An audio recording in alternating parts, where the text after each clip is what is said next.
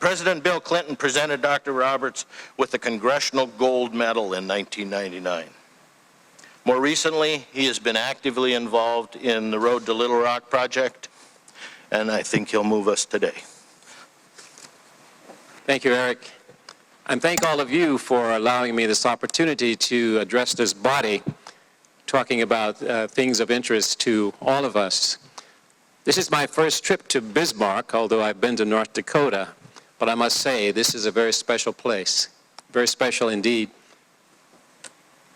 And I was telling Merle on the way over here this morning that I'm thinking of bringing my grandsons back next November 14th, 2014 for the opening.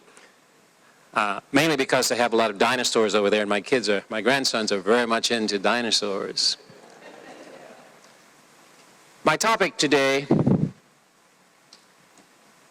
civil rights, fighting for civil rights, the longest war. I didn't quite know what I was going to do with that title. I know one thing, it's not comprehensive. I'm not talking about the whole scope of civil rights. I'm going to confine my remarks to things racial. I shared with my wife what I was going to be talking about, and she says, when are you going to date this? Where are you going to anchor this starting point? And she gave me that question because she's a historian, and she's always on me for getting things accurately. And I thought, okay, I'm going to be speaking at the State Historical Society, so I better listen to her, because I was going to start this whole war as far back as 1619. She said, you can't do that. You cannot do that. It's not historically correct. Although I could make a case that something started there, so maybe we'll do that. But she said, you've got to anchor the starting point in 1850, because that's when black people in this country actually became citizens. Ah, okay, I like that. I like that. I'm glad I'm married to her, because she teaches me a lot all the time and keeps me out of trouble too. But in any case, wherever we started, it's important to understand that it is indeed a war. You know, what is a war? A war is combat. Groups massed on either side of this line of demarcation fighting for whatever the goal is. It varies in time and space based on what people are after. But this particular war is about seeking equal placement in the Republic. That's basically what it is in shorthand. So I'm going to spend a few minutes talking about that, but before I get into it, we have to define some of the terms I'll be using. And one of the terms I'll be using, almost in a cavalier way, is that of race. So we have to figure out what on earth that is. When I do work in the university and working with students, I will often assign them the task of defining race. I thought about doing that today, where everybody here would write down a definition of race. It would probably be the same because everybody knows what it is, right? Wrong. No, it would be entirely different based on whoever's doing the writing. So I'm going to provide a definition that we'll use today. You may or may not agree with it, but this is the definition that we're going to use. Race is a term that stands for the conception or the doctrine that nature produced humankind in distinct groups, each defined by inborn traits that its members share, and that differentiate them from the members of other distinct groups of the same kind but of unequal rank. That's the definition of race that we'll use. Now, there are many, many others. In fact, there's great controversy about what this word really means, or if it means anything at all. If you talk to some of the rather neo-moderns today, especially in the academy, they will tell you that whatever definition you come up with, it's all mythological because there is no biological support for the notion. That's actually true. There is no biological support for the notion of race, but we can't throw it out. Why can't we throw it out? Because it has become part of our experience. It is bone marrow level for most of us. In fact, I would bet if I walked out onto the streets of Bismarck and quizzed people as they walk by, what race are you, they would tell me. And in some cases, they would be proud of being part of a given race. All very fantastical, given that this thing is mythological, and yet we have to figure out what it is in order to work with it. So using this definition, that it is simply a conception that nature has produced us, all of us humans, in distinct groups, and we have these inborn traits, etc. And you can see how nutty it is, but in fact, that's what we do with it. We are sort of schizophrenic at times, all of us, around this issue. Now, associated with this term, but different, is the term racism. These two are often conflated, but they are not the same. Racism refers to the theory and the practice of applying a double standard, a social, civic, or legal double standard based on ancestry, and the ideology surrounding such a double standard.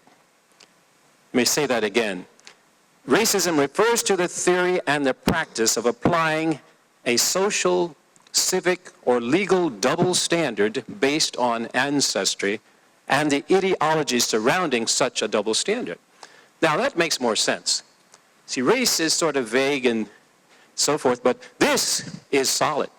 This is action that we can see and quantify and do statistical analysis of.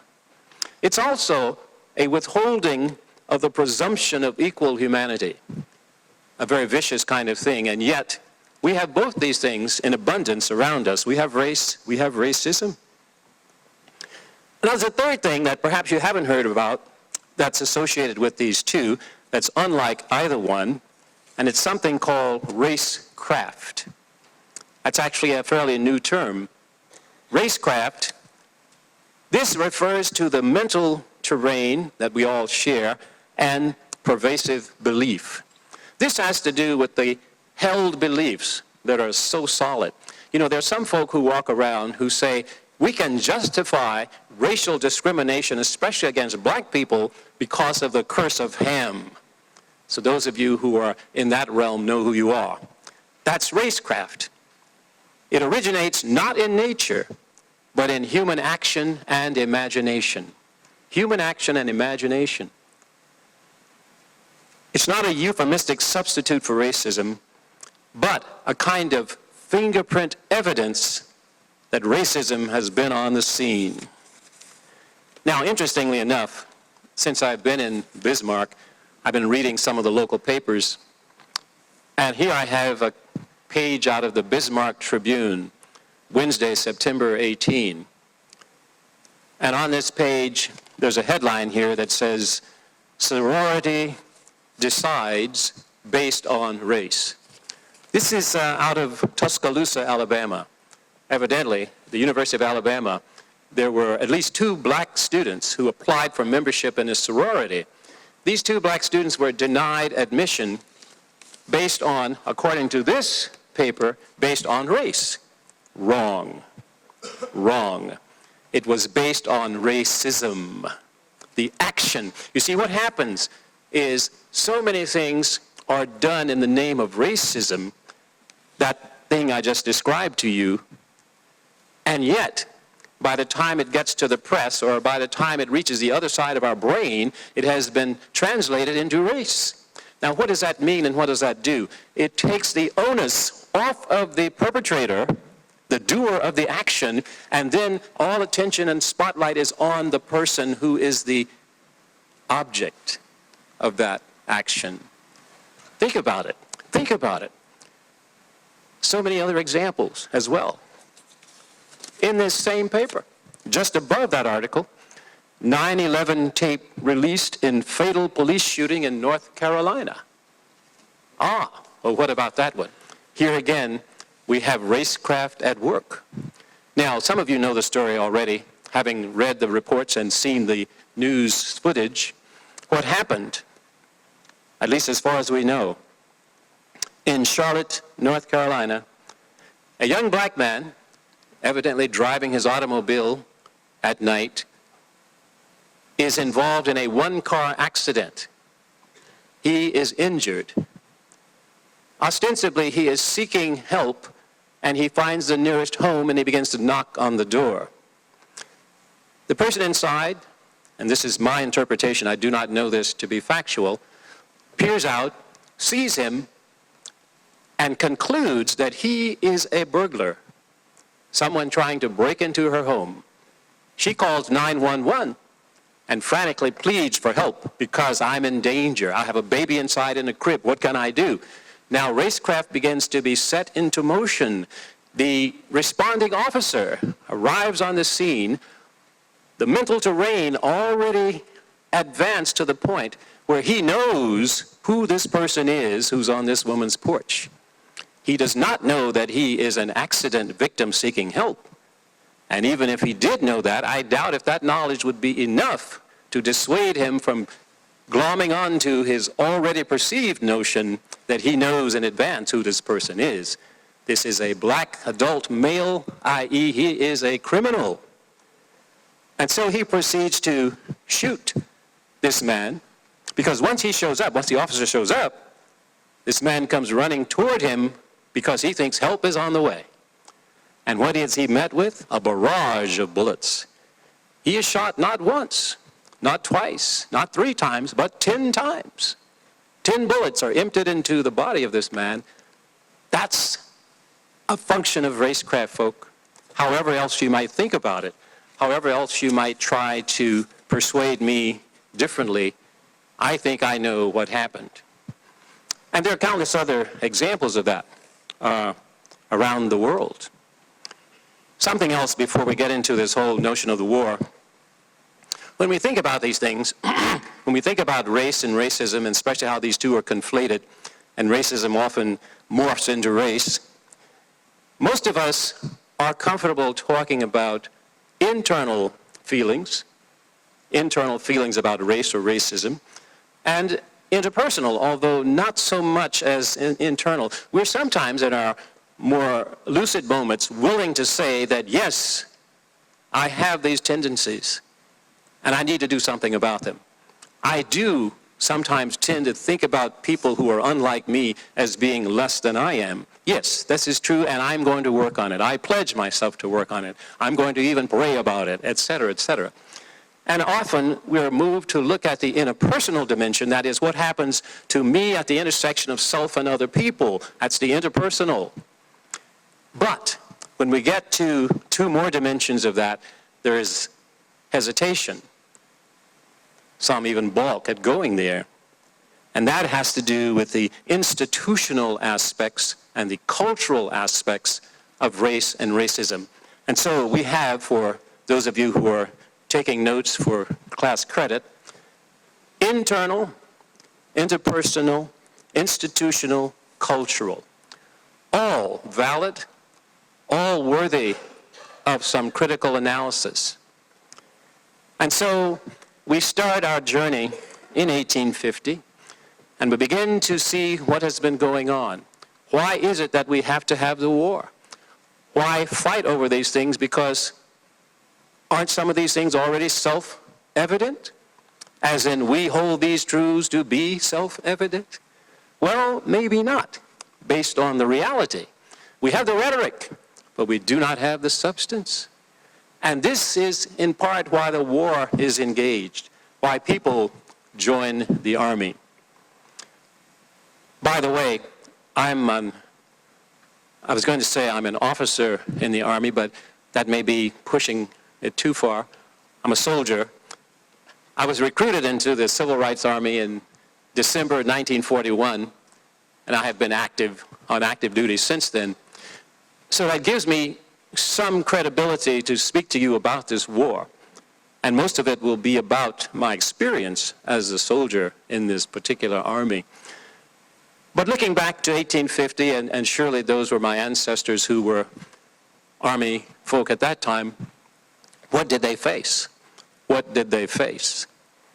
Well, they faced something that was almost impossible to believe when you think about the rhetoric.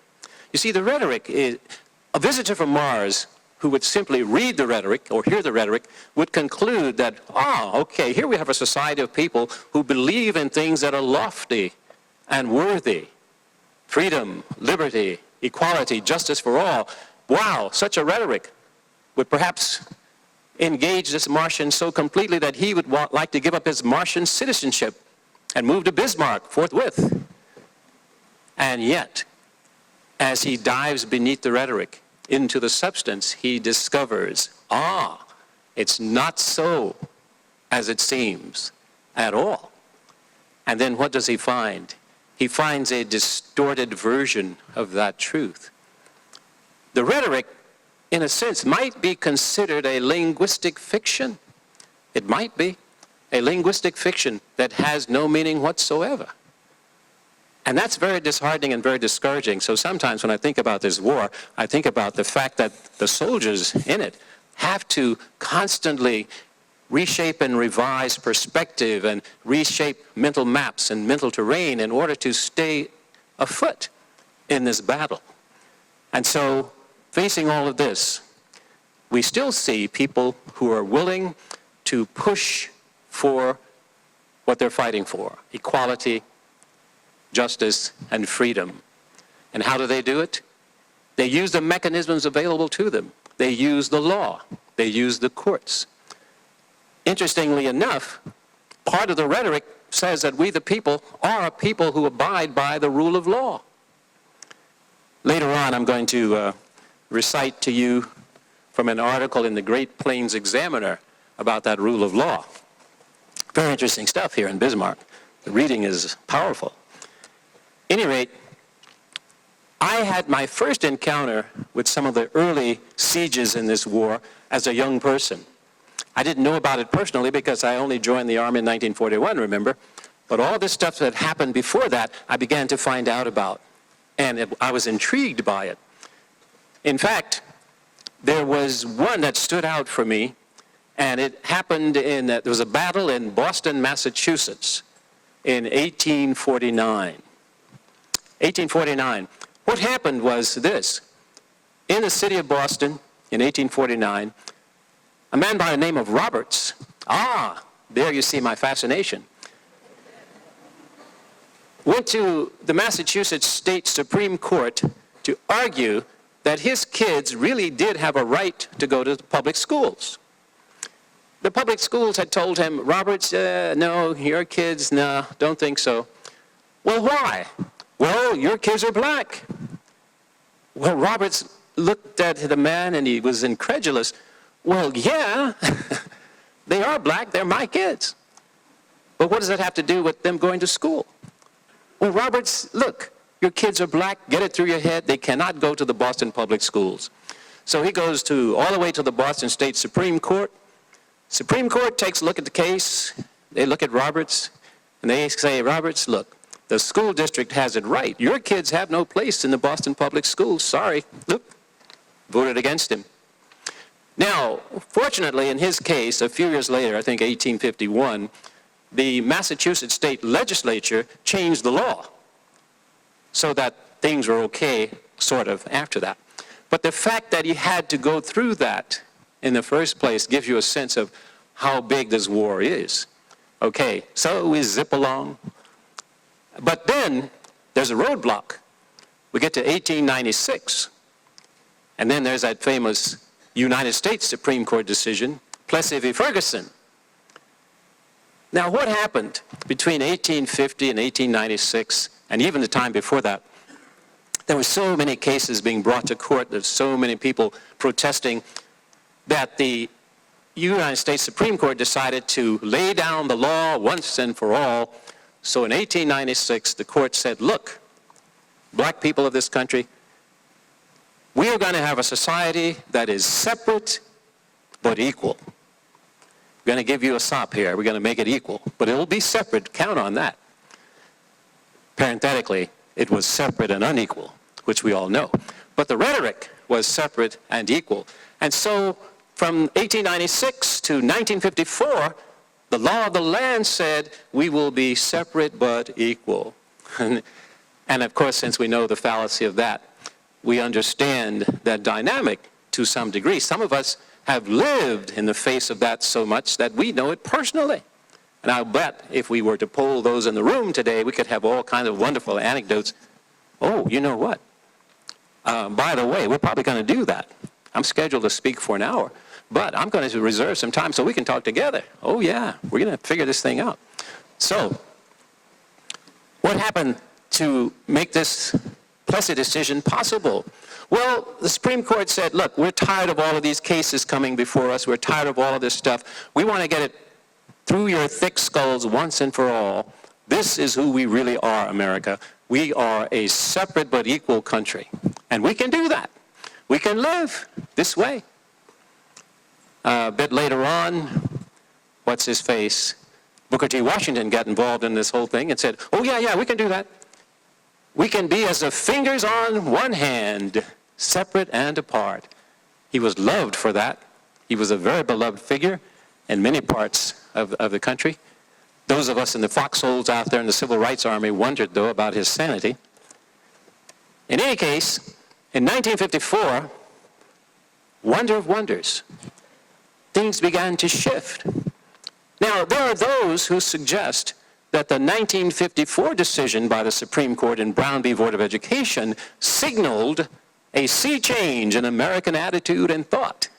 Wrong again. There was a 9-0 decision in 1954, but what about that 9-0 decision? Was it because of a sea change in attitude? No.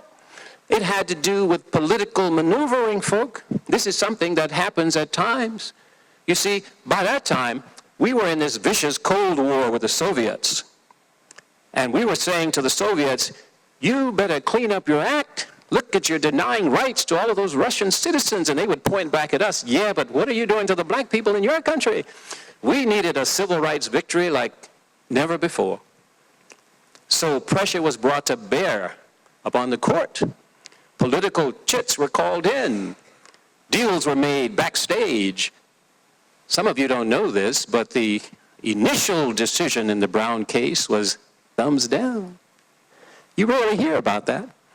And unless you dig deeply, you won't even find evidence of it. But eventually, the vote was retaken, and it was 9-0. That was Brown 2.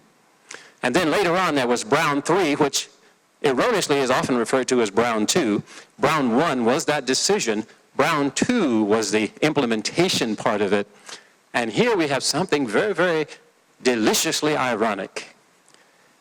In Brown 3, so-called Brown 2, we hear these words, quote, we will proceed with all deliberate speed. Ha!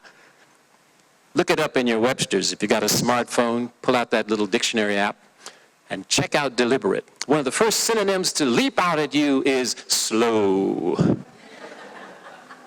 We're going to go slow.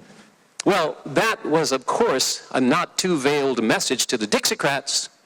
And by the way, they're not all south of the Mason-Dixon, okay? A thinly veiled message to the Dixiecrats that it's okay, boys. It will be business as usual. Don't worry about it. Yeah. So, that's where I began to become much more of an active soldier in this whole business. See, I came on the scene in 1941. So I was 13 years old when the Supreme Court ruled in 1954. So I have to get up to speed here if I'm going to be an active soldier at all.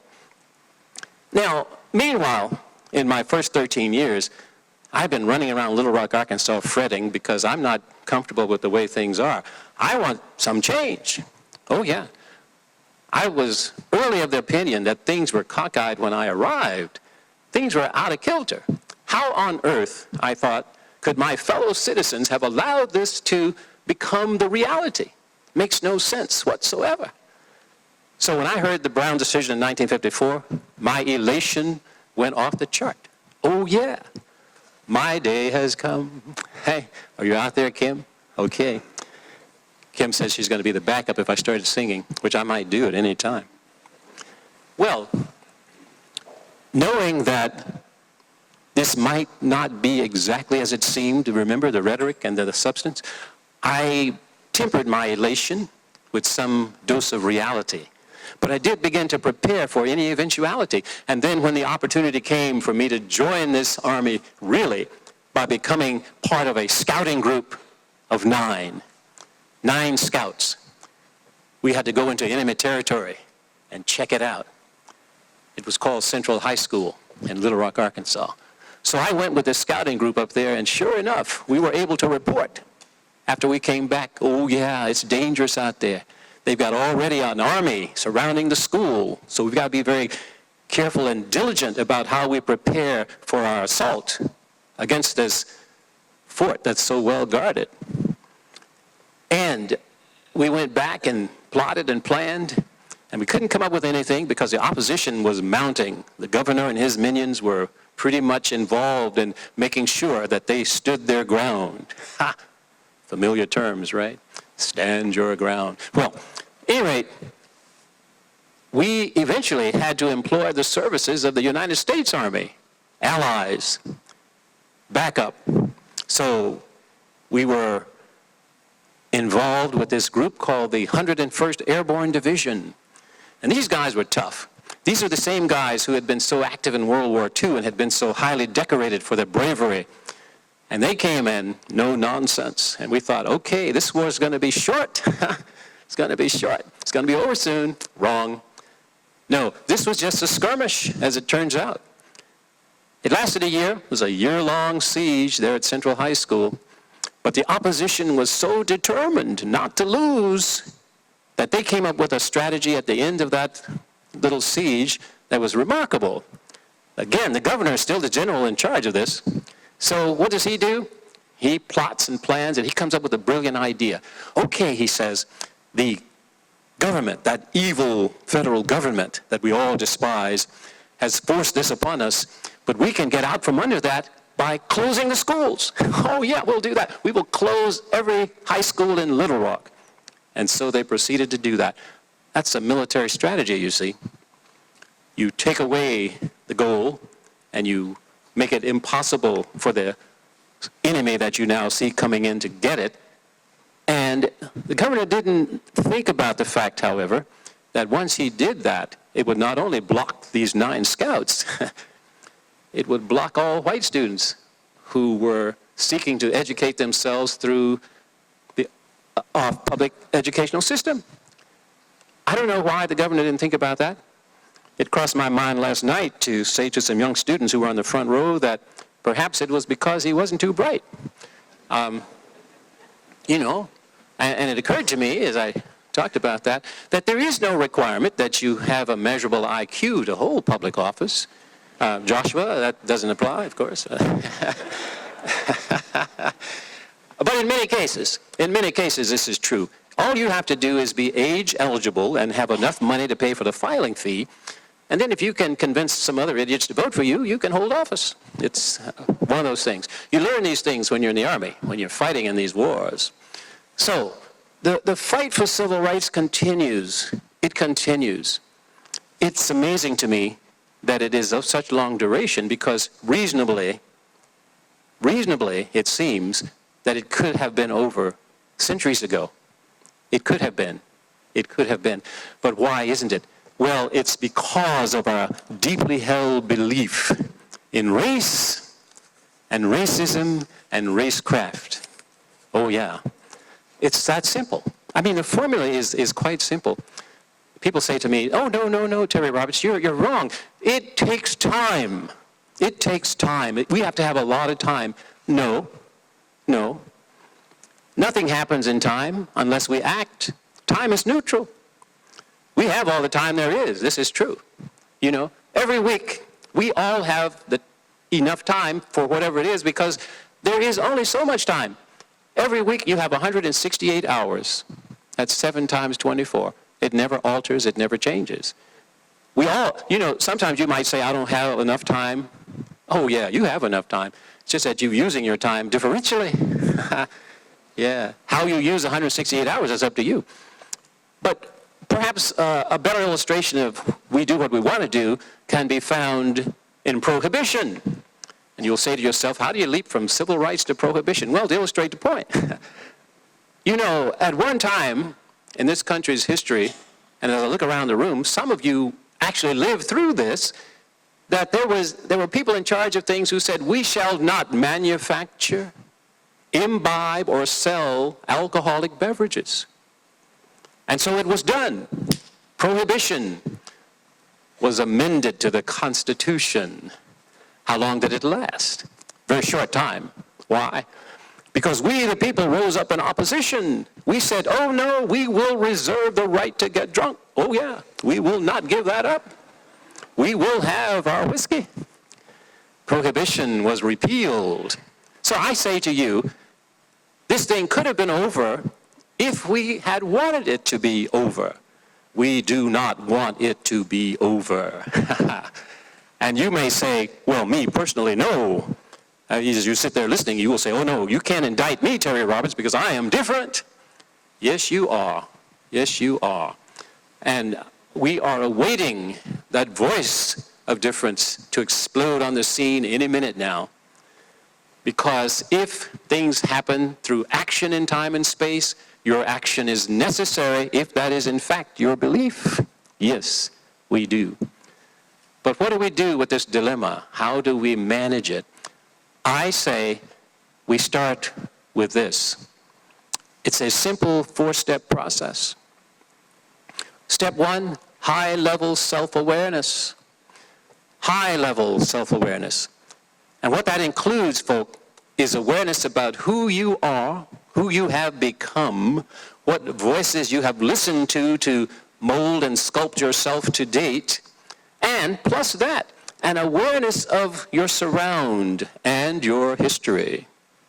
Take advantage of the State Historical Society of North Dakota as one start. I did a short tour there yesterday and went through the archives, and I must say to you, there is information galore. It's at hand. It's there for the asking and the taking.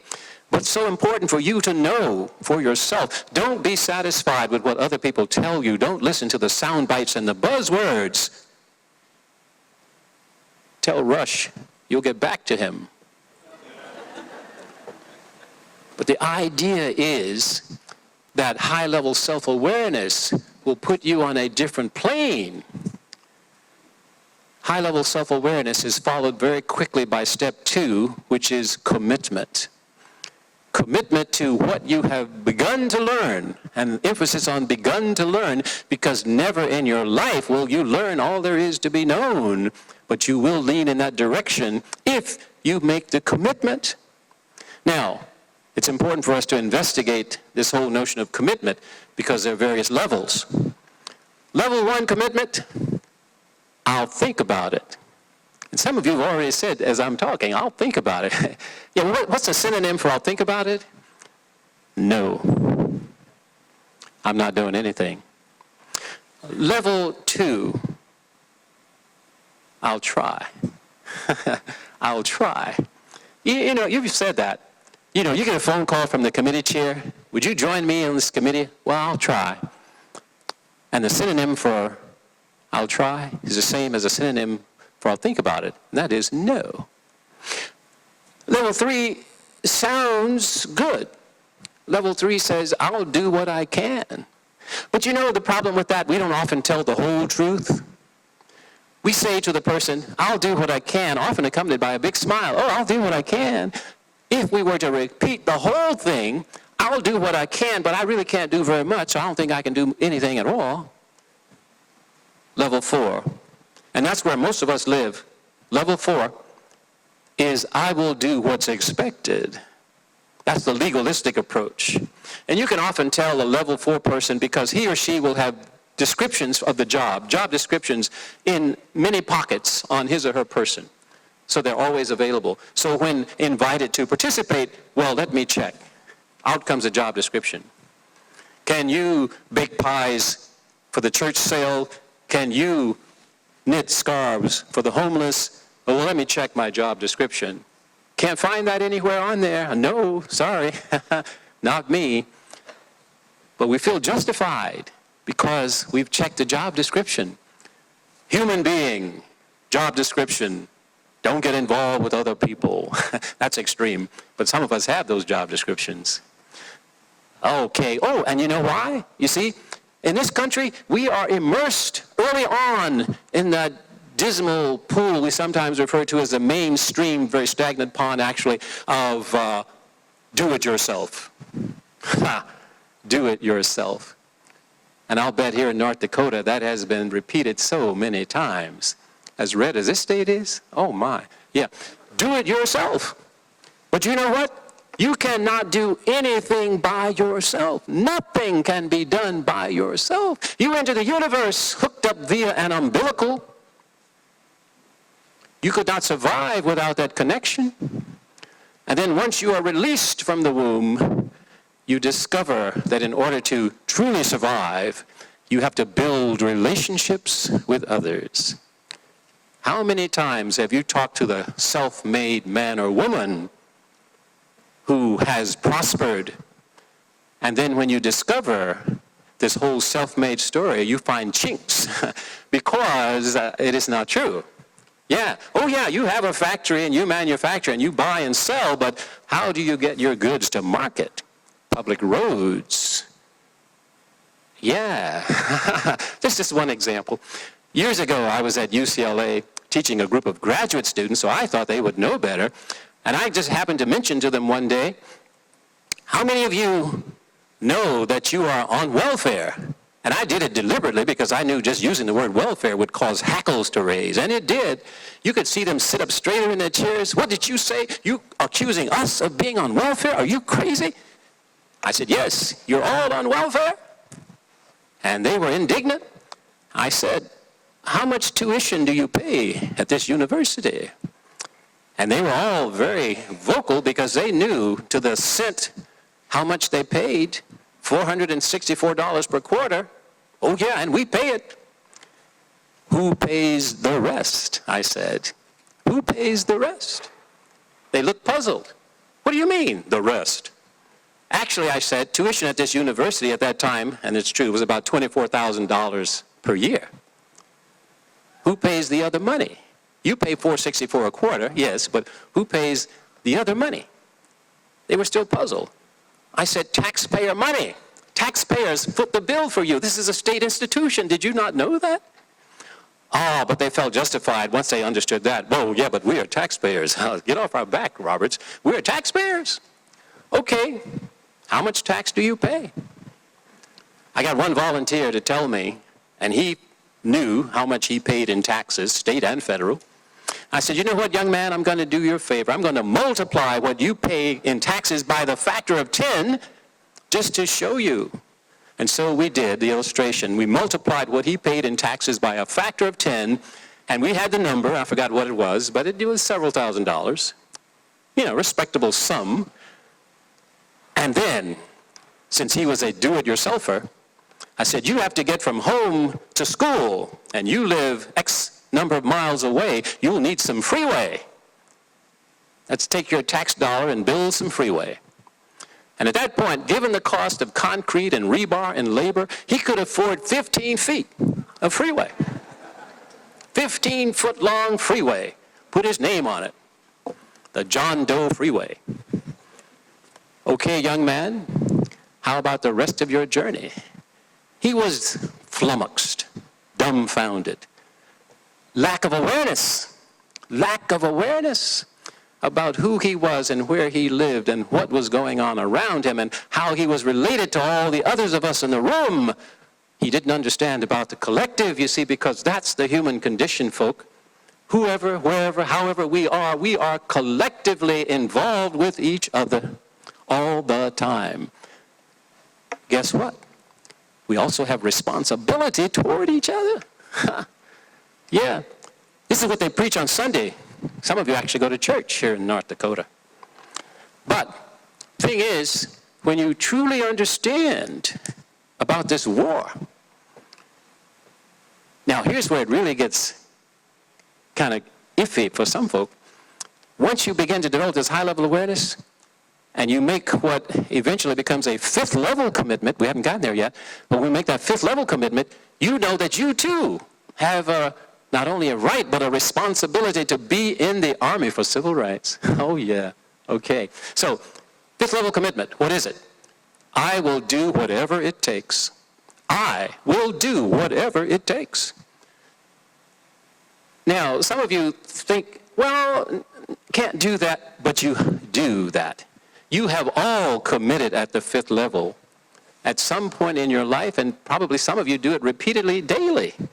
Doing whatever it takes. Why? Because you want to do it. I learned about this in some great detail from my own kids. I have two daughters, my wife and I, we have two daughters. They came to me as a delegation once when they were 6 years and 8 years of age, respectively. They showed up as the young people's delegation of the Roberts household.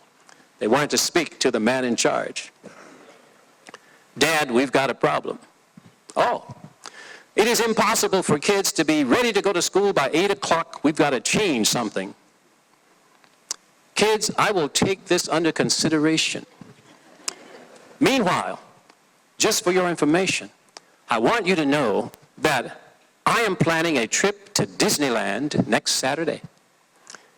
In order for us to be there in a reasonable time to have a fun day, we need to leave here at 6 a.m. Saturday morning, 3 a.m.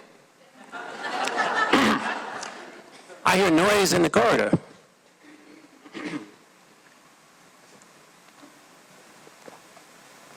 There are two young girls in the corridor, fully dressed, having showered, packed, prepared breakfast, eaten breakfast, cleaned the kitchen, and are now making noises designed to awaken tardy parents, because they are anxious to get to Disneyland, and they do not want to miss that 6 o'clock start time. They've got 3 hours of start time built in. Leeway. I'm thinking 5th level commitment right here. If you want to do it, it gets done. You will find the money, you'll find the time, you'll find the energy. Oh no, those shibboleths, I don't have the time, I don't have the money, I don't have the energy, they fall by the wayside unless it's something you really don't want to do. At which point, you'll fall back on, some other level of commitment. But 5th level commitment. Okay, now, what's step 3 in this process? Step 3, options. Options. You've made a 5th level commitment to do something, but what are you going to do? How many options are there in the universe? Billions of them. Absolutely billions of options in the universe. How many do you know? Not that many. Not that many. Here's how much I know in general. This little circle that I form with a thumb and a forefinger represents the entire substance of my knowledge base. This is how much I know. Now, consider with me the universe. Just think about the vastness of the universe, how big it is, and then come back and subtract this much from that vastness. And what we're left with through subtraction is my storehouse of ignorance. And I contend that we all share that predicament. The biggest thing we own is a storehouse of ignorance, but it need not be a permanent condition. High-level self-awareness, right? So this thing is not linear. It's a dynamic 4-step process. Yeah, we flow in and out. And so as you encounter your storehouse of ignorance, don't be dismayed by that. We all share that predicament. Remember, we're collective. But it doesn't have to always be that way, because you can learn. You can commit at the 5th level to doing whatever it takes to learn. You can get rid of all those things, and by all means, you can begin to get rid of self-deception. You see, self-deception is the one thing that you'll discover if you do a proper job in high-level self-awareness, because that's one impediment that we all face. We delude ourselves into thinking we are better than we are. Oh yeah. Okay, and that's okay. That's okay. You know, I'm a psychologist, and I've done a lot of work with people. I work with a lot of married couples, for instance, and a lot of the difficulties I find people bringing to when I used to do the practice was because they had discovered at the 9th hour that this person I married is not perfect. I thought I was getting a perfect specimen, but I've failed. I need to put this one aside now and find a new one. I need to embark on a new quest to find that perfect spouse. Impossible. There are no perfect people. So I would inform them, especially those who were contemplating marriage, you are aware, of course, that you are marrying an imperfect being. A lot of raised eyebrows at that point, which I thought was unfortunate, because you need to know this so far in advance. No, the issue is not finding the perfect person. That person doesn't exist. But you've got to find that person whose imperfections represent for you the least amount of work on your part. That's one way to look at it, by the way, which I don't endorse, really. Step 4 is action. Choose something at step 3. You will choose the wrong thing most of the time. Why is he telling me to choose if he knows I'm going to choose the wrong thing? We're imperfect. We're imperfect. But keep choosing until you find something that works. Oh, yeah. Trial and error. Wonderful, wonderful. Trial and error. So, high-level self-awareness, 5th level commitment, choosing from among the billions of options, and you can see how things relate here. You can find out more about the options in step 1, high-level self-awareness, you see, and then action. And the fact that you know that what you're going to choose may or may not work. In fact, I've been told, and I do believe, that Murphy hangs out at that intersection of 3 and 4. You're acquainted with Murphy? Oh, yeah. And Murphy, wonderful, wonderful wisdom. If it can go wrong, it will go wrong. And if you really talk to Murphy, you'll be very enlightened, because he says, be glad you have me. My cousin O'Toole is much worse. Believe me. So don't worry if Murphy's there. You have O'Toole on the horizon. So, with all of this in mind, our goal is to figure out how to eliminate the wrinkles in our terrain so that it is smooth. And you will find that some of us are better equipped to manage this task than others. There's something about the genetic stuff that we bring to the table that makes this so. There's something about our propensity to follow rather than lead that makes this so. There's something about the influence that others bring that some of us are able to resist and some not. All of this stuff smooshes together, you see. But high-level self-awareness will tell us where we are. I attended a wedding recently, and the best man said some very important words to the bride and groom. He said, I want you to know that I pledge myself to be involved in your marriage relationship to the degree that I will model for you what I think is good, and I will lead the way. And as I lead the way on the path, I will yell out, rock, branch, pit, snake, so that you are forewarned. That's what we can do for each other. We can do that. And so, as the 9 scouts of my group back in 1957 went forward to show the way for so many, you can be a scout in your own regiment to show the way for those who are less able. And there's another like sentiment that you find in the writings of Khalil Gibran, especially in his work called The Prophet, where he talks about those of us in society who are stronger and more agile and fleeter of foot than our fellows will encounter obstacles along the path, but our job is not done when we leap over the obstacle or get around it with ease, but is to come back and remove the obstacle so that those who follow, who are less able, who are less sure of foot, who are perhaps even timid and unwilling to confront whatever's on the pathway, have an easier time, so that in the end we all reach the goal together.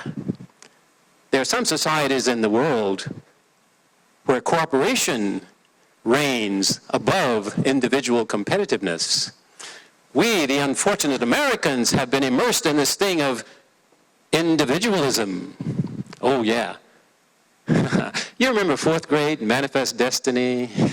I don't know if they still teach that. Do they teach Manifest Destiny in North Dakota? Oh, my, they still do. Well, you see, that's a fallacy, a mythological concept, et cetera, but it does things to us. It gives us that sense that we had the right to steal from others. Oh, yeah. Untrue, folk. Untrue. Because written on the grand journals of the universe are other things that tell us the true story. And that is, we are to learn how to cooperate, how to live together in peace and harmony. Wow. And here we are in North Dakota, in the midst of all of that thought, especially as it comes from tribal folk. Oh, such a resource. I'm impressed. Well, back to the Great Plains Examiner. What do we have here? Tough words, it says. Tough words.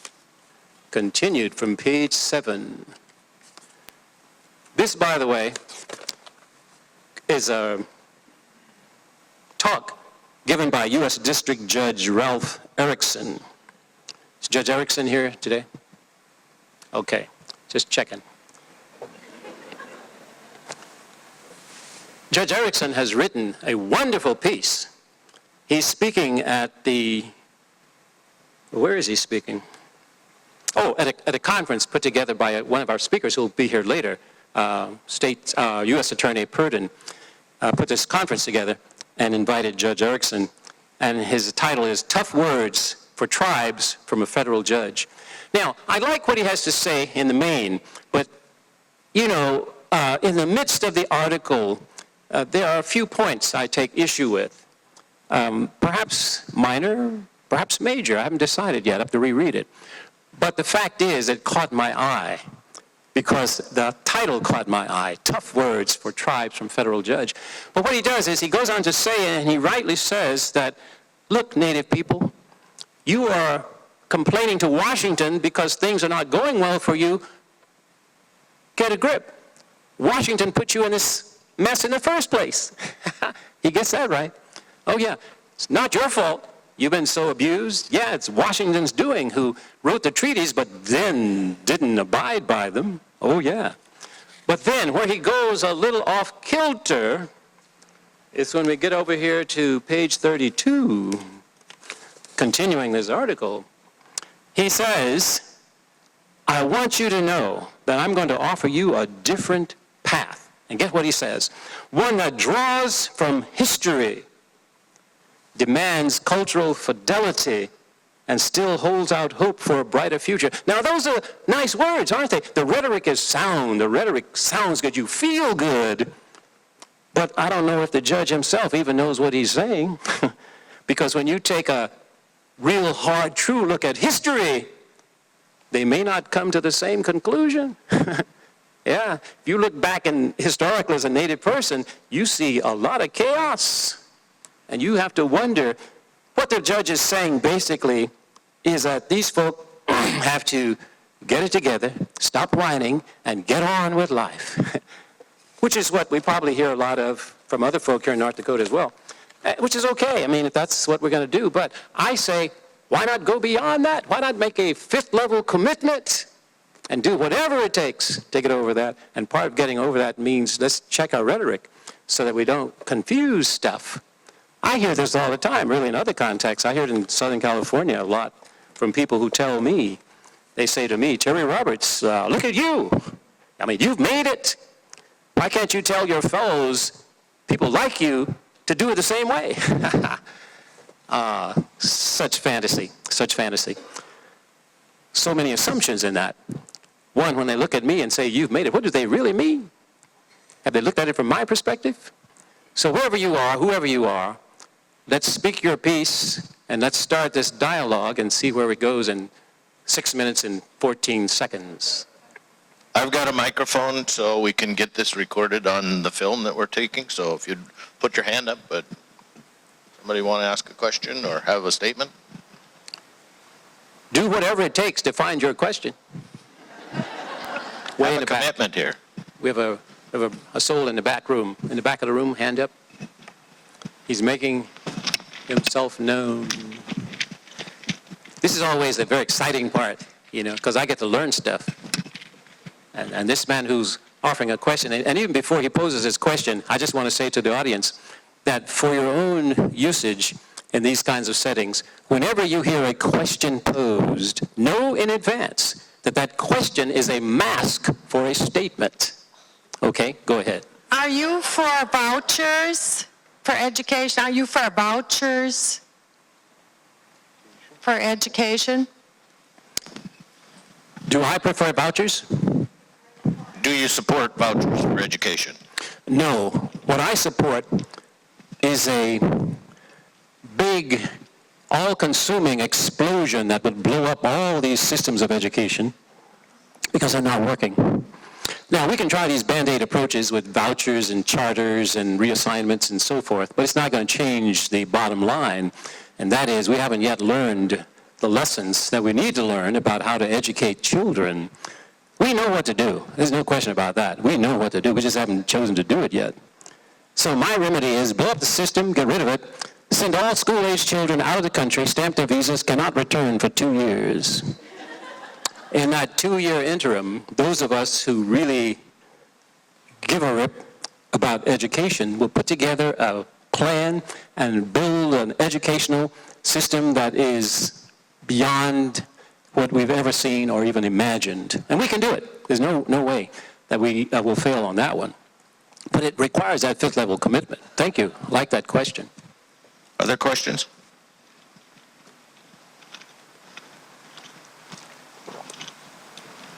Now, please, we have 3 minutes. Oh, another one in the back. And I say that in all honesty because, and I wish I'd left more time, but we need the dialogue. We need to talk to each other. We need to find out individually what our own thoughts are. Dr. Roberts, I'm a historian, and I've been reading these narratives that are basically government docs about the history of education.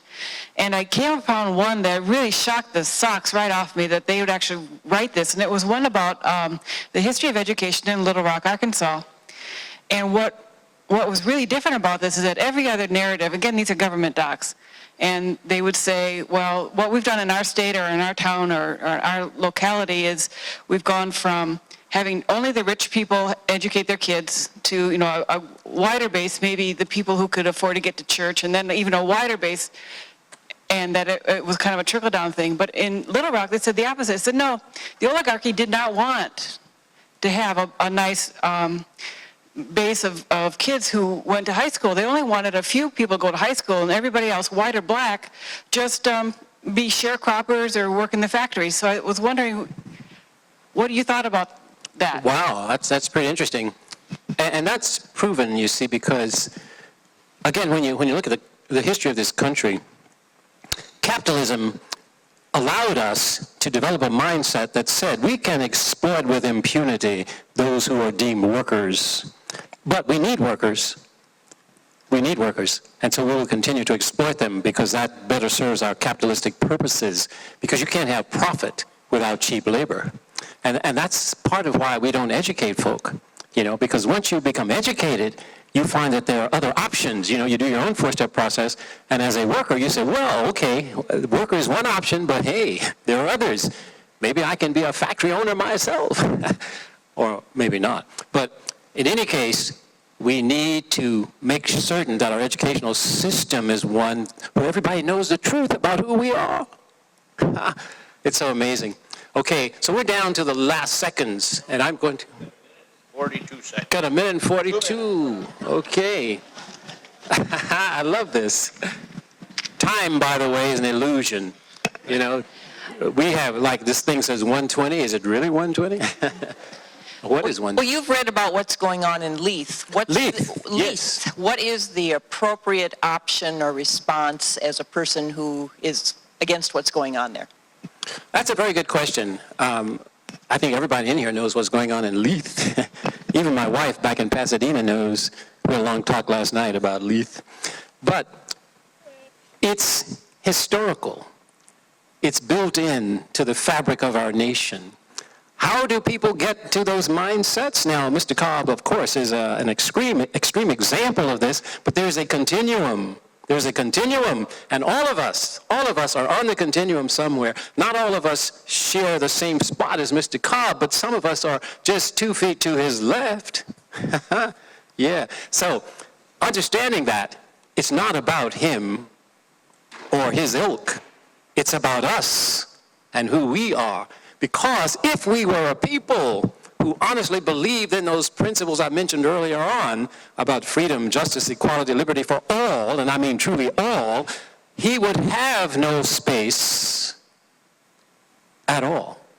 None whatsoever. He could not even develop a mindset that said he had a shot at taking over Leith. But he knows he has, because there will be allies who will never speak up publicly, who will cheer him on. At any rate, we are at 0.3 for one. Okay, this is the last question. And by the way, because it's the last question, it has to be profound. Oh dear. Okay. I'm really perplexed by the rhetoric of war that you've presented in regards to civil rights. And so my question would be, using that rhetoric, how do we fight the war against institutionalized systems that perpetuate racism and inequality based on race? Very good. I like that question too, and it is profound. We fight against institutionalized racism by exposing it to ourselves so that we know the truth of what's going on, and we share that knowledge as widely and as often as possible with those around us, especially those in our inner circle. It's important for us not to be risk aversive in our dialogue, but to step in and present stuff and know in advance that sometimes you will be met with hostility, sometimes murderous hostility, as I often am. In my neighborhood, I'm often invited to these coffee clutches and wine things, you know, where you go and you're supposed to interact sociably and with civility. And I do. Problem is, especially after 2 or 3 glasses of wine, some of that stuff wears off. And I will say stuff that ignites bushfires in the neighborhood. But I say anyway, do it. Thank you all. I've had fun. I hope you have too.